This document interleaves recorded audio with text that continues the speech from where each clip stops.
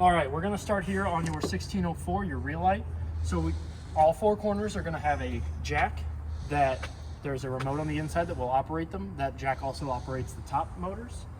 That remote also operates the top jacks and the bottom jacks. Each one of your jack legs does have a silicone stopper there that you can remove if for whatever reason the motor does not want to work the jacks.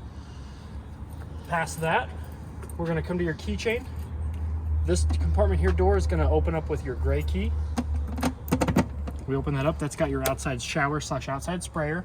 So what you're gonna do is you're gonna take the hose that's on the inside, you're gonna push back on this black ring, you're gonna fit the male end that connect port. You're gonna let this become flush with the disconnect, and then you've got hot on the left and cold on the right. You've got your 30 amp shore cord here. To secure it to the unit, you're gonna tighten it clockwise until this becomes tied up against the screws in the outlet. To undo your shore cord, you're gonna open it up. You're gonna make sure that this black ring free spins around this back flared base here. You're gonna rotate it counterclockwise and you're gonna pull out. To plug it back in, you're gonna stick the power cord in, you're gonna rotate it clockwise, and then you're gonna tighten this ring down to where you can't really get it to turn anymore. What this ring does is it creates a nice tight seal around the outlet and the cord itself to keep anything from getting in there and shorting out your cord / the outlet. When you do not have your cord plugged in, you do want to make sure that the lid is down over the outlet to prevent the same thing from happening. And if you ever want to know that your unit is getting the proper power, this green LED will illuminate when you do have power running to it. Below that is your kitchen sink drain. So your kitchen sink does not have a tank attached to it. There is no galley tank. This is the only means of draining your tank. So if you have this plugged up and you're running water in your sink will fill up and it will overflow. So when you're going to use your sink or you're going to wash dishes or whatever, just kind of come out, make sure this is open. And if you want to get a hose, a standard garden hose will fit this, and you can run it to a dump station or further off away from your vehicle, so that way you're not making mud around your truck. You do have your tankless InstaHeat water heater here. So a few things that you're going to want to notice is you've got a power switch out here, which O is for off, I is for ignition. It's going to turn it on when it's in the I position, which is the easiest way I can explain that to people. You've got your fuse holder down here, which every once in a while you do want to make sure that that's good and tight. And then you also have your pressure release valve over here. If you want to make sure that you've got water in your hot water heater, you just pull back on this. As you can see, water is going to come out, and it's okay for water to be in here. They're designed for that. What this does is it will allow any sort of back pressure. If your tank gets too much pressure or gets too hot, that will vent either the hot water or the pressure off of it, so that way you don't have to worry about it rupturing your lines. When you turn this from O to I, your control panel inside the unit will also have a red LED indicator showing you that it is on. Next to that, you do have an outside 110 outlet that is protected by the GFCI circuit. Beside that, you have your furnace vent. Cold air is going to go in the bottom, hot air is going to come out the top. Now this does get hot enough to burn, and it does get hot enough to curl the hair on your arms. So I recommend that if you've got anybody kind of walking around the outside of your truck when you've got your furnace on, tell them to avoid this. Another good investment for this is a mud dauber screen. It is a domed, vented screen that will fit over each one of these, and will keep the mud daubers from going in there and building nests. The mud daubers love the smell of propane, and they will go in there, invite all their family and friends, and they'll build big old nests. And it's a cheap investment considering the option of having to go in and fish them out. It's much more expensive, so it's a really good investment for those little screens. This compartment here opens up with the 751 key on your keychain, which is the only key that does not have a plastic head on it. If we open this up, that's going to get you into the back of your refrigerator. So for whatever reason you need to get to the back of that, you can do that through this outside compartment here. Next to that, you have your freshwater connection, which is where you're going to stick your hose and regulator at, and this is how you're going to fill your fresh tank. There is some steps in there that you can remove with a size 2 square head, so you can see your fresh tank, and the drain is also in there, and we will get to that when we get inside. But you do not, there's nothing that screws on this. You just stick your hose and regulator in here. We always recommend a regulator because it keeps the pressure down between 40 and 50 PSI. Anything higher than that, and you run the chance of the connections that are connecting this line to your fresh tank and any other lines to your fresh tank from rupturing or disconnecting and causing a big wet mess all over the place.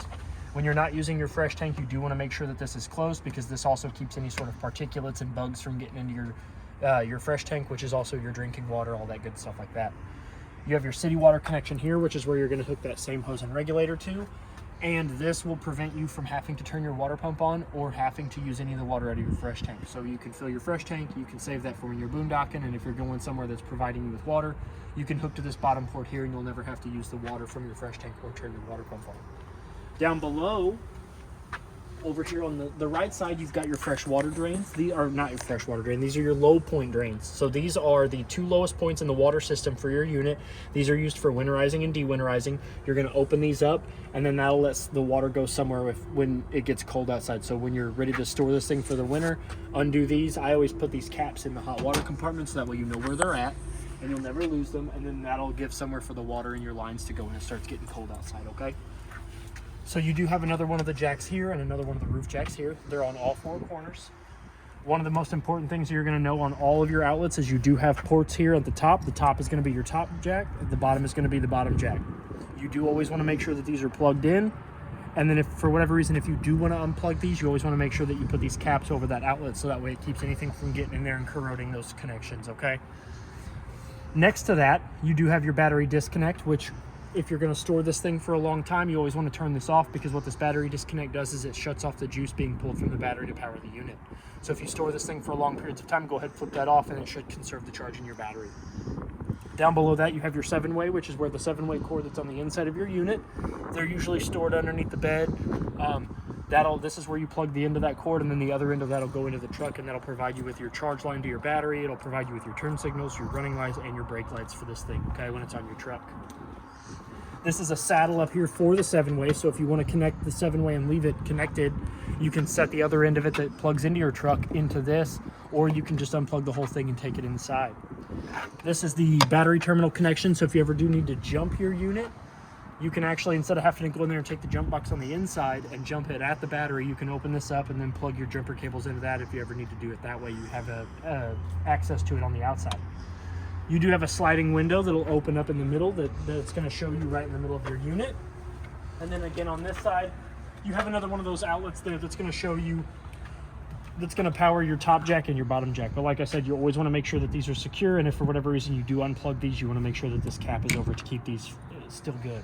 So while we're here, you said this is how you manually crank the bottom jacks. Yes. Is there a manual way to crank these if they should? Yes. So you're going to have trouble with the roof. You're going to take a size 2 Phillips head to this screw here. You're going to remove this, and there's going to be a crankshaft right there that you can take that manual handle to and raise and lower all these up independently as well. Now, one manual crank spot will only lower and raise 1 jack, so you'll have to go to all 4 of them individually and lower them all down. You do have an antenna here because this unit does have a built-in stereo. So this is your antenna for that. It does swivel, but you need to undo the Phillips screw here in order for that antenna to swivel. So if you're ever getting spotty reception, you can kind of manipulate this antenna a little bit just by undoing that screw, kind of find the sweet spot and then tightening it back down. This is the compartment side door for your propane. It does have a 20-pound propane cylinder in it that is full, other than what I've used to PDI the unit, which is to check to see the water heater working and to check to see the furnace is working. To keep that up, to keep the compartment open, you do have a post and a latch here, so you're just going to fit that into that down in there.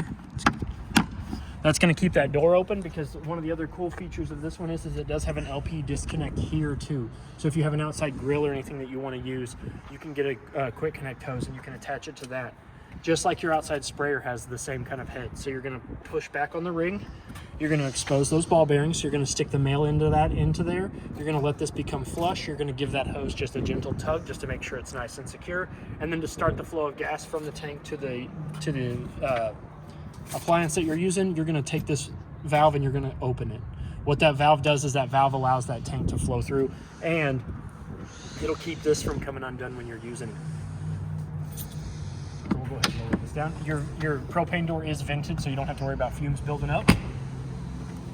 And again, you do have your rear other jack. And then while we're here, I'm going to discuss these here before we go inside. So there are 4 of these. There's one in the rear and the front on both sides. And what these do is once your top comes down and you're ready to travel, you're going to take this and you're going to lift it up. You're going to latch that, and this is going to fold up, and then you can stick this in there and it'll lock that down. So you're going to put this up, pull this down, and then you can lock this into place when you're ready to close your top vent. This pin will fit through that hold latch there will fit through these 2, and then you'll stick this in, and then that will keep your top locked down while you're in. Now you never want you never want to have these locked and try to raise that, because it'll end up pulling these out of the pylon on the side and you'll end up causing damage to your unit. So when you're going to raise this up, you always want to make sure that all 4 of these are down in this position, so that way you're not damaging your unit. So before we go in, I want to go over this is what your handle and door should look like when you're in travel position. Your handle should be either in the door, or it's really preference, but you can also swivel it this way as well. Doesn't really matter, but it does need to be in one side or the other for travel. When you're ready to go into your unit, you're going to swing it out. It's going to lock into place. And now we have access to your travel light here, which is going to let you get in and out of your unit in the dark. There is a switch underneath that'll turn it on and off. Now we can open the door. One thing I always like to go over on the doors are, you do have a shade on your door, but when you're ready to use it, you can lift it up, so that way you can have privacy. We'll lower that back down. One thing we'll notice when we come in here is that you do have a fire extinguisher down there on the wall. It's always close to the door, so that way if you have an emergency on the inside or outside of your unit, it is always handy to grab. While we're on that safety feature, I'm going to go over the 2 other important safety features of your unit, which is your LP and carbon monoxide detector down here. There's going to be a solid green line on that, which means it's not picking up any loose carbon monoxide or any loose propane. Up above the ceiling, you have your smoke detector up here in the top corner. It's just like the standard smoke detector in your home. It's got a test and mute button, and they recommend that you check all 3 of those every 90 days, but I like to tell people go ahead and check them every time you're going to be actively using your camper. You know, you're going to come in here, you're loading in your groceries, you're packing all your clothes and stuff in here, hit the test button on that, hit the test button on that, and make sure that that's checking out, okay? It's going to save your life. As somebody that was in a house fire back in 2001, I will always recommend people checking their smoke detectors. So now that we're done with those 3 safety features, we're going to start along this wall and we're going to work our way around. So starting here, you've got these here. There's one on each.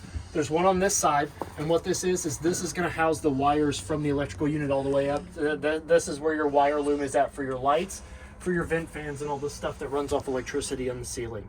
So you don't ever really want to mess with this, because this is also weather tight, so it's also going to keep the elements out. And it's designed to fit this way, and it's all it is just a sock that keeps your wires secure and nice and out of the weather. You do have a sink with a stainless steel basin. You do have a foldable drying rack, so you can do your dishes over the sink. We'll go ahead and remove that. You've got a stainless steel basin sink with the control here is hot all the way to the left, cold all the way to the right, and to draw water from it, you're just going to pull back. This does rotate, so if you do want to get it out of your way while you're doing dishes, you can do that. And again, like I said, if you're trying to use your sink as a sink, and instead of using it as a drying rack or counter space, you do want to make sure that that plug out there is unscrewed, because your sink will fill up rather quick. It also has a stopper. Yep, a threaded stopper. So if it threads in, and then if you can see that it's got threads around it, so it'll just thread down in there and it'll stay where you put it. Your standard your shades in this unit are just your standard mini blinds. They have the pitch rod here that'll allow you to pivot the mini blinds in either direction. I never knew what that was called till I met Trey. Pivot rod, pitch rod. Yep. Yeah, because it's neat, and a lot of people don't know this, but the direction that those mini blinds face actually will either let more sun in or keeps more sun out. When they are when the curve is towards the window, it's going to reflect more sun outwards, and if the curve is towards the inside of the unit, it's going to let more sun in. So you also have a 110 GFCI protected outlet here on the side of the refrigerator wall, as well as your stove. So your stove has a glass top, which you cannot cook on. It will get hot, but it will not get hot enough to cook on, so you do need to lift it up to create your backsplash, but it will also get hot enough to shatter. So always remember to lift that up before you use your stovetop. So to light your stove, you're going to flip this button here from O to on, which is going to light up your 2 burners. Then you're going to push in. The light's going to dim. You're going to go to the flame symbol. You're going to see that lit up pretty quick. So then once you've held that for about 3 to 5 seconds and let that thermocouple get nice, good, and hot, you can adjust your temperature of your burner and it'll stay on. And then you can adjust it all the way down and then all the way back to off. One thing I always recommend is when you're done using this, leave that backsplash up for a while, so that way your burners can cool down, and that way you're not putting that tempered glass right down on those hot burners, okay? Below that, you do have a cabinet storage here. That's where your outside sprayer hose is. Like I said, that's got that male end on it, so you're going to push back those rings, fit that in, let that ring that you've let go get nice, good, and flush. Give it a gentle tug. It doesn't have to apply much pressure, but give it a gentle tug just to make sure it's secured, and then you're able to use your outside hose. Beside that, you have your master GFCI outlet with the test and reset button. So if for whatever reason any of your GFCI outlets stop working, you can come over here and you should be able to hit that reset button, which will reset the breaker, and your GFCI outlet should come back on. Below that is the remote control panel. So what that does is that this little silicone button here, we turn that on, your light comes on. When that light is on, now you can operate your jacks, whether it be the bottom ones or the top ones. While we're on that, this is the remote for your jacks. So the most important buttons you're going to want to use are this button right here, this select and stat. As you can see, it's got a green light. If I hold that for 5 seconds, it's going to turn red. Now we're operating the bottom jacks. So red light, when you hit this button, if you see the little red LED, what that means is you're going to be able to navigate these controls here. So each one of these here is going to be just like the unit is facing this direction. You've got your front left jack, front right jack, rear left jack, rear right jack, all of them. And so you can lift all of them with this button, or you can lower all of them with this button. Now, to operate the top jacks, you're going to hold this again until you get to the green light. Now that you've got the green light, you're going to use this button here, the aux 1, and that's how you're going to lift and lower the top jacks. They're all going to lower at one time, and they're all going to raise at one time. So you're going to hit these buttons here to lift and lower the top jacks, which is going to raise and lower your roof. While we're on that note, when you're lowering your roof down, if you're ready to pack up and you're ready to leave for the weekend, what you're going to do is you're going to turn your vent fans on. You're going to open those up. You're going to turn your vent fans on. You're going to close all your windows up, and you're going to step out and you're going to close the door. What that's going to do is that's going to suck all that canvas at the top. That's going to suck it towards the middle, and you're going to have an easier time lowering your roof down if you leave those on and you close your door and you step out. So that way it creates that suction and it's going to suck it all in. You'll still need to go around and tuck that all in. And we'll kind of get to that at the end of the video. But having the vent fans on in the ceiling really helps you bring all that canvas in. And the big question they always ask me is, will you be able to get in to shut them off? Yes, you will. You'll be able to, you'll have plenty of room to come back in the door and shut both fans off. Yes, yes. And it'll actually be easier to shut them off because you can just reach in and. Yes, for short people like me, it'll be much easier because the roof will be closer. Yep, and it does have Velcro on the back, and there's a spot down there where you can Velcro it in. And in the owner's bag, which is in this compartment right here, if you can see that right there, there is a cord, and it looks like an auxiliary cord for like a stereo or a music system. It's got a spot there for it, and then you plug it in right there, so you don't ever have to worry about the battery dying in this thing. If for whatever reason the battery does die, it is an A23 battery. It looks like a AA, but it's half the size. Beside that, this control panel here, this is for your battery charger. So once you have your unit plugged into your truck, you can hit this button here and it will start that battery charger. And you're only going to get power to this thing once it's plugged into the truck. So you don't have to worry about this thing ever coming on and getting heating up and burning up your motor in the battery charger. This will only engage when it senses the input power from the alternator, and then you'll turn this on and then you can begin to charge your battery using the vehicle's alternator. There's an instruction manual for this Renergy inside that owner's packet right there, as well as there's also manuals for your Greystone stove, your refrigerator, the furnace, the hot water heater, all that good stuff is in here, as well as an extra remote. There'll be a red remote and an extra umbilical cord for the remote, so that way if you lose one, you do have backups. We'll go ahead and turn the jacks off. And next thing, we've got your water heater compartment here, or your control panel here. So we left it on the outside. As you can see, it does have an on and off button there. So if we press that, you're going to see it kick. You're going to see it kick on. It's going to tell you the set temperature. You can adjust the set temperature with these buttons here. The lowest it can go is, I believe, 99. Oh, no, it goes lower than that, 95. And the highest it goes to is 124 degrees. So you can have it as low as, you have it as warm as 95 degrees or as hot as 124 degrees. It does click every time you... And then this button here switches the temperature from Fahrenheit to Celsius. Now, when you do run your hot water heater, when you activate it on your sink, you'll see three very important symbols, and you need to see all three of those to know that your water heater is working properly. It'll be a fan to show you that it is producing heat. It'll show a little flame icon to show you that it is drawing gas to heat your water. And then you'll see a little shower head, which means that it is detecting a flow of water from the input to the output. So you need to see all three of those symbols before you're going to start getting hot water. If you don't see the flame, your gas bottles may be off or they may be empty. If you're not seeing the water flow, then that means that your water's not getting to your water heater to heat up. And if you're not seeing the fan, then your blower motor in your water heater is malfunctioning. But you do need to see all three of those symbols in order to draw hot water from your unit. Below all of that, you do have I like to call it the magazine rack, newspaper rack, so you can store things down in that. This black vent here is your furnace vent. This is where a majority of your hot air is going to come out of. You do have a refrigerator here that has a temperature control dial here. 0 is going to be off, all the way up to 7 being the coldest. So 1 through 7 is going to be your temperature dials. 1 being the warmest, 7 being the coldest. You do have a small freezer up here at the top, which I always put the security tape back on to keep it from rattling around to come and get it. But you do have a little freezer up there for your popsicles and cold snacks. Now if we look above, you do have push button lights. That's the only way they come on. That's the only way they come on and off, is you have to manually turn them on. You've got 3 here.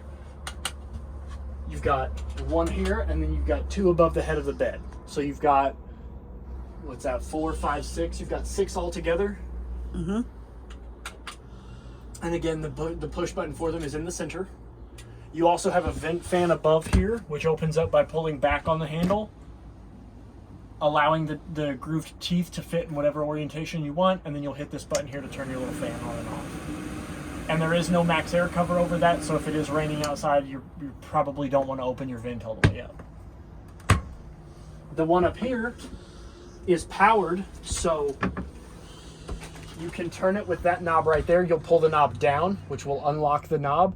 You'll rotate it counterclockwise to open the vent up, and then clockwise to close the vent again. And then you've got fan speeds 1 through 4 here, which 1 is going to be a real low rotation, 4 is going to be a real high rotation. And then you can turn the fan off with this button here. And that's going to be how you're going to operate that. Next up on the roof is your air conditioner. So we're going to start off with the 4 directional vents. So if you want airflow on the sides of the unit or towards the door or the bed, you can open up these vents here. To improve the flow from those vents, you have 2 dump vents here that are controlled by 1 switch. So if you want air coming directly down, you're going to open up your dump vents. If you want more air to come out of these 4 vented gates here, you're going to close that. And what that's going to do is that's going to force the air to go out the sides rather than come out directly from the air conditioner. Up here, you do have your air conditioner control or just fan. So you don't have to have it on air conditioner. If you just want to blow air in, like say it's a nice day like today and you just want air in here, you can turn the fan on and it will suck air in. Or using the blue gradient valve here, you can turn your air on and it'll go from low to high. Over here is a temperature control knob, which this doesn't have optional heat because it does have a furnace. So you really just only want to keep it on the blue gradient scale, and you can turn on the air conditioner and it'll allow that way as well, okay? The last thing on the ceiling that we're going to go over are these little D-rings here. So these 4 D-rings here are going to be for this storage compartment here. It comes to about here, and it's going to be a double tiered zip up storage rack. You have this one. Has little shelves in it. Yep, has little shelves in it. It zips up in the front. And then these are also the same way, but they are just single. They're just one long storage shelf.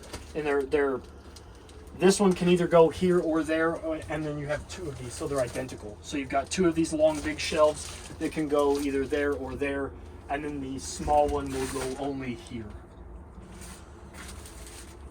And you'll want to take those down before you put your roof down. Yes. When you bring this down, you do want to remove those, because if not, they can cause the roof to not go down all of the way, because they will smash into this and do damage to your sink if you try to bring this all down with those in it. So you do want to remove those when you go into travel position.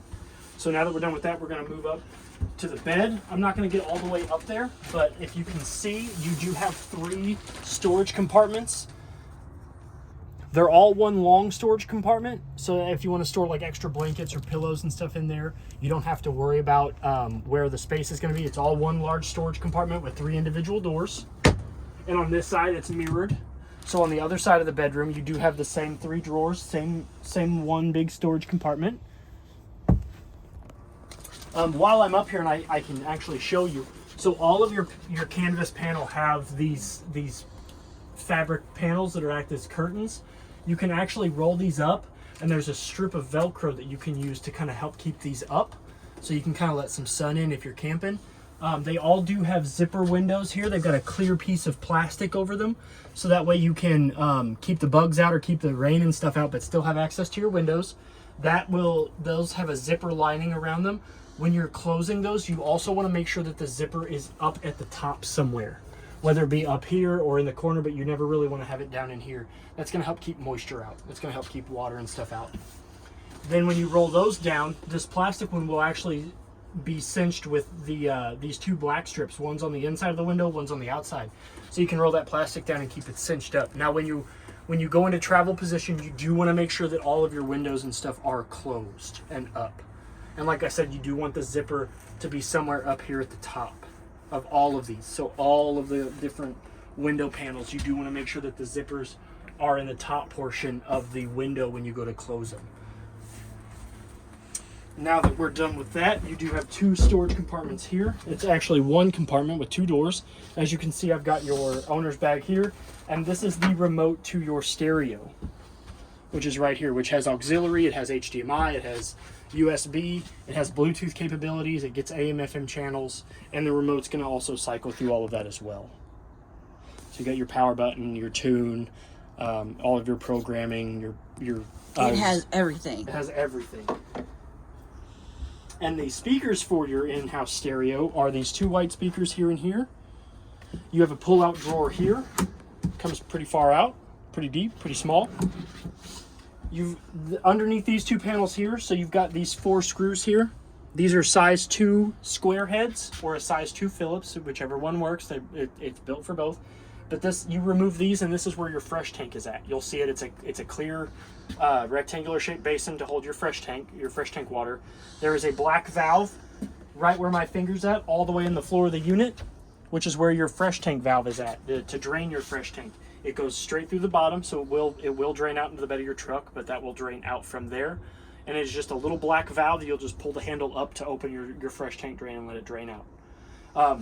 That's where your battery is as well underneath this compartment, as well as the battery charger. They are over here on the right side of the compartment. And your water pump and your fresh tank are over here on the left side of the compartment.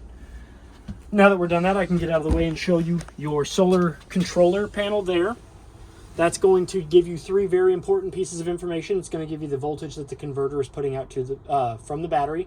It's going to give you the solar, the amount of voltage that's going back into the battery from the solar panels on the roof. And it's also going to tell you the temperature of the solar panels on the roof. Below that is your auto detect fuse and breaker panel. So up at the top there is your breakers. They are all labeled here. The one most important that you're going to probably do with more often is your GFCI one, which is going to be the outlets that are all throughout the unit. And then down there at the bottom is your fuse panel, which this is an auto detect fuse panel. So if any one of those blow, you do have a red LED that will illuminate to show you which exactly one it is that is blown. Next to that, underneath my legs here, I'll get up and show you, is you have a switch. This switch here is going to power your water pump. So if you flip that on, that's going to start siphoning water from the fresh tank through the pump to pressurize the lines of your unit. So if you're ever going to try to boondock it and you're going to use your fresh tank, always remember that this switch here is your water pump. Below my feet here, you do have a storage compartment for blankets, tackle boxes, all that good stuff. Now that we're onto the table, you have your emergency escape window, which in order to use, you're going to unseat the handle, you're going to push out, and if you want to have the window open, you can just set the handle there, have a nice open window. But if for whatever reason you do need to expedite your exit from the unit, you're going to push this handle out, you're going to let that fall, you're going to pull this out, and then you can go out feet first preferably. You do have the standard mini blinds on this window as well. Raise and lower them with the cables, and then there's your pivot rod there. You do have a GFCI protected outlet on this side as well as your thermostat. So this thermostat only controls the furnace. It's just like the standard thermostats in most homes now, unless they're digital. I remember growing up, this was the kind of thermostat I had in my house. You just slide this rod to the appropriate temperature, and down here it'll tell you what the actual temperature is. So you've got your settings here, and then this is going to give you an accurate read of what temperature it is in here. Your table. So this is your dinette booth / secondary sleeping option. So to use your table, this usually hides out underneath the bed when you're in travel. You do not want to leave it in table position when you're traveling, because this can come undone and can swivel and do damage to any of the stuff over here, can do damage to any of this stuff. So you're going to want to dismantle your table for travel. I'm going to show you how to put it together, and then I'm going to show you how to take it apart. So we're going to undo this first, and I'm going to show you where this stuff sits. So you're going to undo these, which is going to relieve tension off of this. Then you're going to lift up, and this is going to remove itself from that center post. Then you're going to come down here, and you're going to push this black button, and that's going to let this center post rotate freely. You're going to rotate it until you can pick it up and out of the base. These store underneath this piece of this lift right here. There's a compartment there that you do not have to store these in, but this is where they can go and fit, and they can sit freely. It does have a travel lock, which you also want to make sure is locked within travel. This piece here that I've got in my fingers will sit in here, and you'll be able to lock that for travel. So we're gonna pull these out of this compartment. You're gonna want to make sure that this foot does have some thread on it. You've got a little foot here, and that foot's gonna fit into this hole here. So you're gonna take that foot, you're gonna stick that down. The first thing we're gonna do once we have it in the base is you're gonna push that button back down. What that button's gonna do is it's gonna unlock those teeth. So then you're gonna rotate this until it gets nice, good, and firm. Once that's firm, you're gonna let go of that black button. That's gonna keep this from going anywhere. Then you're gonna take this table riser, and you've got it can go either way, but you wanna make sure that it says insert this side down at the bottom of this. So you're gonna take it with the sticker down, you're gonna slide it in, and then if this is too tight or too loose, you're gonna hold the handle, and you can rotate this to tighten it, and then counterclockwise to loosen it up. So if you do want to be able to swivel your table, you want to make this a little loose, just kind of to your liking, and then tighten it down, flip the lever. That's gonna put tension on that.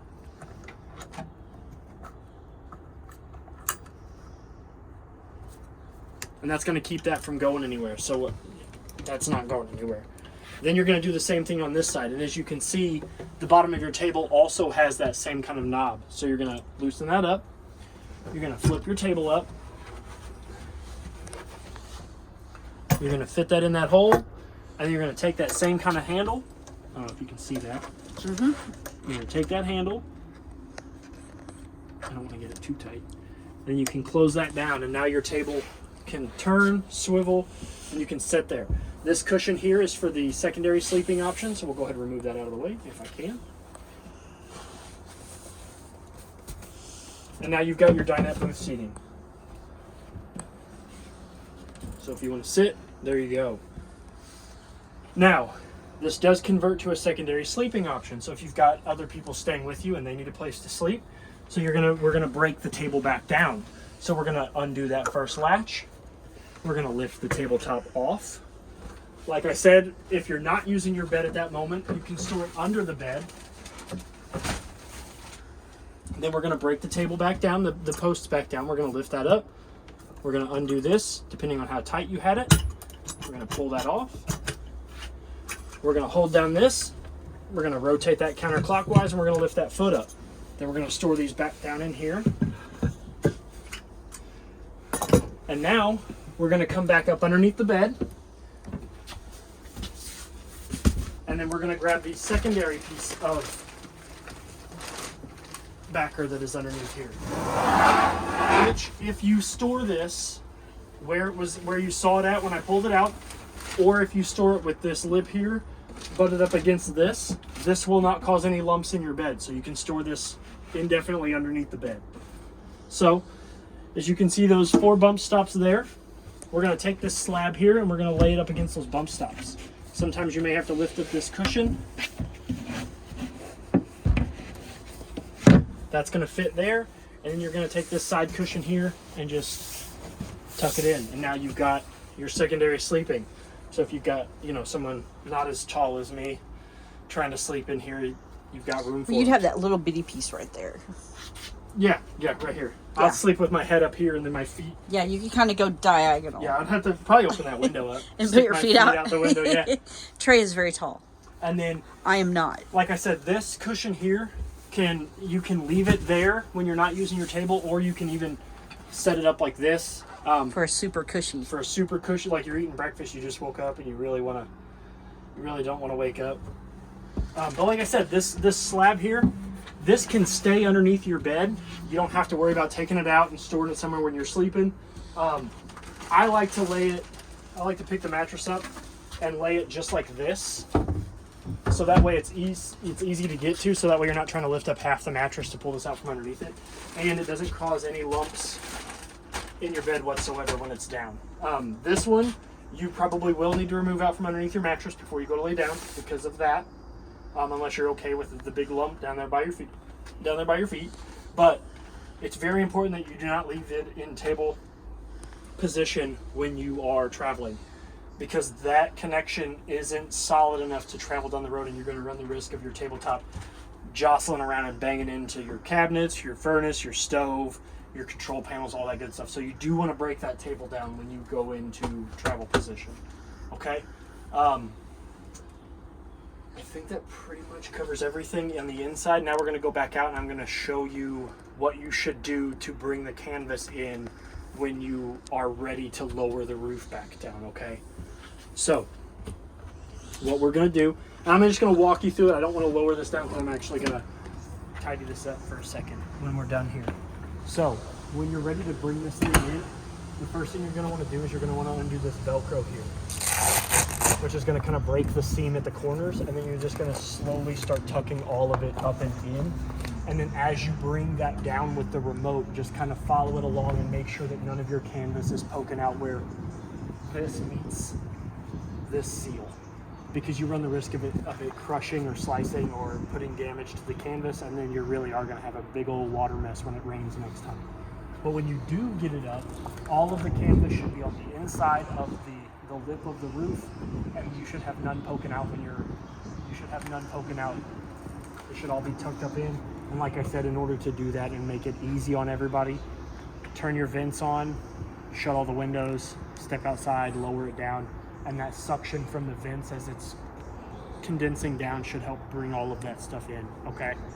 I think that pretty much covers everything. If you have any other questions, please feel free to reach out to me. My name is Trey here at Parkland RV. Happy camping and good luck. Thank you.